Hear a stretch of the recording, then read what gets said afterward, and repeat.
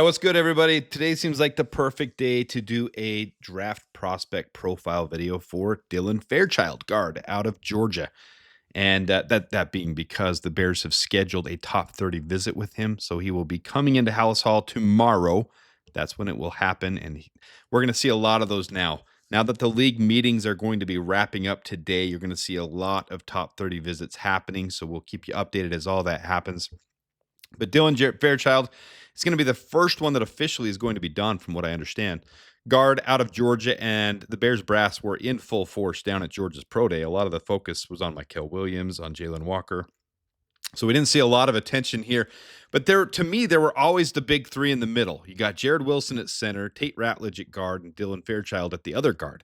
And those three, to me, kind of have been overlooked by everyone, even though they're some of the highest graded in this entire draft, because they haven't played significant years of playing time. They've had such good depth at offensive line at Georgia that these guys have kind of been, 1-year starter, 2-year starters. But Dylan Fairchild has been an absolute monster for Georgia the last couple of years. So there's from Ryan Fowler. The Chicago Bears are hosting Georgia interior offensive lineman Dylan Fairchild for a 30 visit tomorrow, source said. And then here's a look at Dylan Fairchild. You can see from NFL Draft Buzz, from Draft Bible, from Mock Draft Database, from ESPN, from the different sources, kind of right here in the 100 to 180 range. So late third round, early fourth round, fifth round. I would think the Bears would be looking into it at 72. You look at on paper here.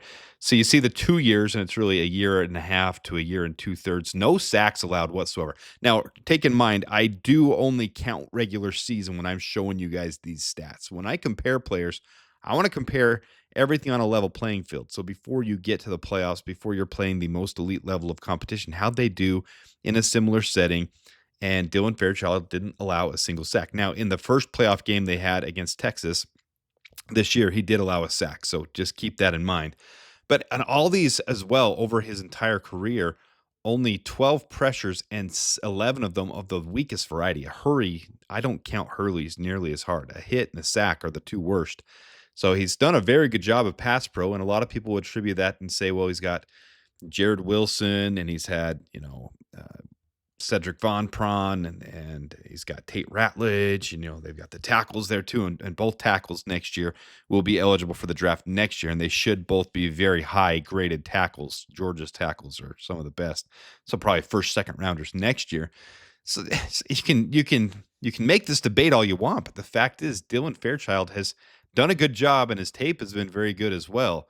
So there's nothing that I'm not scoffing at Dylan Fairchild at all, or any of these interior offensive linemen. If I'm the Bears, I might even consider bringing all three of them in for top 30 visits with Tate Ratledge, Dylan Fairchild, and Jared Wilson. I might take all of them and bring them all in. So as we always do, we'll do just a little bit of film here with so he's both a good run blocking, and he finishes. You see the finish there. I mean, he's absolutely monstrous. And then down the field here, watch him. He takes off. That's him to the far left, trucking downfield for the screen, takes a guy out. Always involved. So I don't have a ton of tape on him, but I'm going to go over the strengths and weaknesses like I always do from NFL Draft Buzz. They do a good job compiling it. So his strengths: exceptional wrestling background, translates directly to his anchor ability, consistently winning leverage battles and maintaining position through sustained contact in pass protection sets. Displays advanced spatial awareness when climbing to the second level, timing his release perfectly and adjusting his path mid-stride to intersect linebackers cleanly. Uses explosive hip drive and coordinated footwork to create vertical movement on double teams, consistently displacing defensive tackles off their spot in Georgia's downhill run game. Wrestling honed hand placement shines in pass protection. Delivering precise strikes to defenders' chest plate when maintaining active feet and proper base width. Demonstrates remarkable recovery skills against counter moves, quickly re-leveraging his hips and resetting his anchor when defending an attempt to work across his face. Brings controlled violence to every block, shows impressive mobility on screens and poles, processes defensive front movement effectively pre-snap. Everything about him I'm liking on tape, though, and on paper. So This is the first thing I look at is, how much pressure have they allowed? And he hasn't hardly allowed any pressure over his entire career. So broad jump of 11 feet, 1 inch, which is crazy. Vertical 27.5. 40 time is very solid, 5.15 for an offensive lineman. 318 pounds, 6'5", 10-inch hands, arms of 33. So good size for a guard. It's really not a lot to worry about with him. The things you're going to hear, excuse me, on the weaknesses is stuff about him just developing. So if you're looking for a developmental guy behind the Bears' offensive front that is stacked, we've built an offensive front that's really solid.